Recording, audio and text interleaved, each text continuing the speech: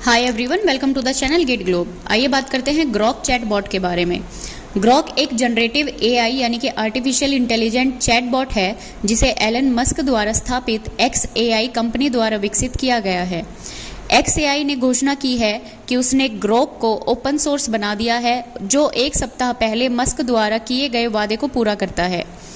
Grok को open source करने का निर्णय तब आया जब मस्क ने एक अन्य प्रमुख एआई कंपनी ओपन एआई के खिलाफ मुकदमा दायर किया, जिसमें उन पर ट्रांसपेरेंसी और ह्यूमैनिटी यानी मानवता की भलाई के लिए टेक्नोलॉजी शेयरिंग करने के अपने संस्थापक मूल्यों से भटकने का आरोप लगाया गया।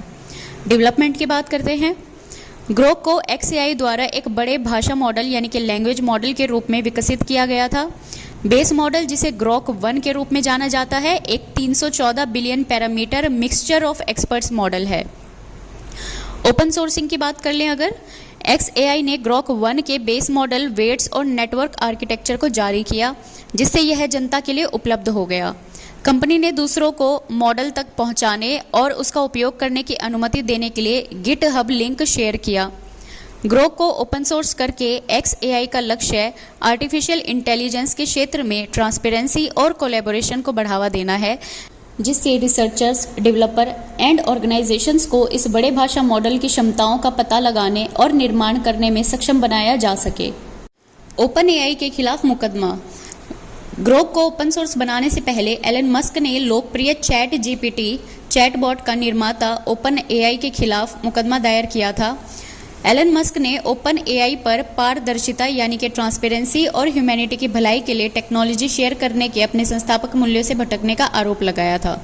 ओपन एआई ने आरोप का जवाब देते हुए उन्हें असंगत करार दिया है और बताया है कि इसका मूल चैटबॉट मुफ्त है और दुनिया भर में लाखों लोग इसका व्यापक रूप से उपयोग करते हैं। आइए जानते हैं अगला करंट अफेयर, जो कि है ऑपरेशन इंद्रावती। ऑपरेशन इंद्रावती भारत सरकार द्वारा हैती से अपने नागरिकों को बचाने के लिए शुरू किया गया एक रेस्क्यू मिशन है। हैती, जो एक कैरेबियन नेशन है, एक गैंग वायलेंस और पॉलिटिकल इंस्टेबिलिटी से जूझ रहा है। भारत में इंद्रावती नदी के नाम पर इस ऑपरेशन का उद्देश्य हैती में बढ़ते संकट के बीच भारतीय नागरिकों की सुरक्षा और भलाई सुनिश्चित करना है। बैकग्राउंड की बात करते हैं। जुलाई 2021 में राष्ट्रपति जोवेनिल मॉइस की हत्या के बाद से हैती गैंग वायलेंस और पॉलिटिकल उथल पुथल से त्रस्त है। इसके बाद प्रधानमंत्री एरियल हेनरी ने सत्ता संभाली, जिन्हें कई देशों का समर्थन प्राप्त है। हालांकि राजनीतिक परिवर्तन स्थापित करने के प्रयास विफल रहे हैं और हेनरी को इस्तीफा देने के लिए मजबूर करने के प्रयास में विभिन्न सशस्त्र समूहों ने प्रमुख प्रतिष्ठानों पर हमले शुरू किए हैं। हिंसा ने देश को बुरी तरह प्रभावित किया है, स्वास्थ्य सुविधाओं तक पहुंच में भी बाधा उत्पन्न की है, स्कूल बंद किए गए हैं और पहले से ही भयंकर भूख संकट को और बढ़ावा दिया है। हाल के हफ्तों में स्थिति और भी खराब हो गई है जब बंदूकधारियों ने पोर्ट ओ प्रिंस के मुख्य सुधारगृह और एक अन्य नज़दीकी जेल पर हमला किया, जिसमें हजारों कैदियों को छुड़ा लिया गया, जिसके परिणाम स्वरूप कई लोग हताहत हुए। इंडिया का रिस्पॉन्स क्या रहा ऑपरेशन इंद्रावती पे? स्थिति की गंभीरता को समझते हुए भारत ने हैती में फंसे अपने नागरिकों को निकालने के लिए ऑपरेशन इंद्रावती शुरू किया।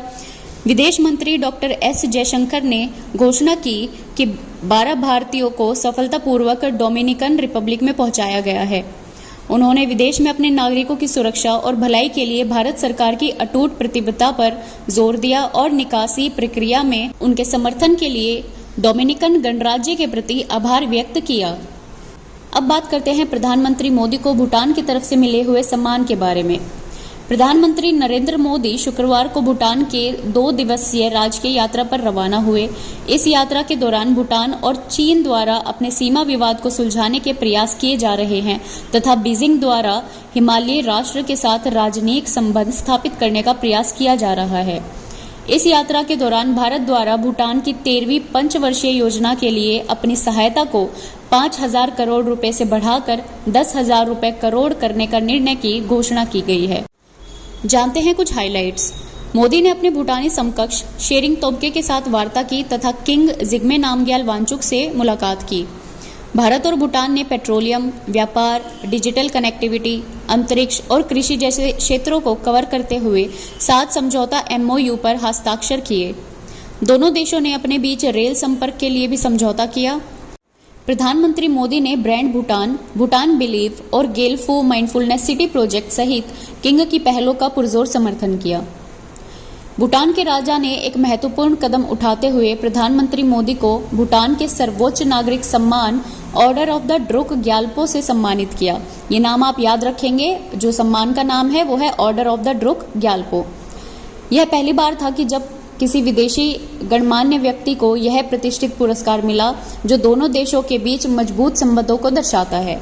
आज के लिए इतना ही, मिलते हैं हमारी नेक्स्ट वीडियो के साथ। Thank you.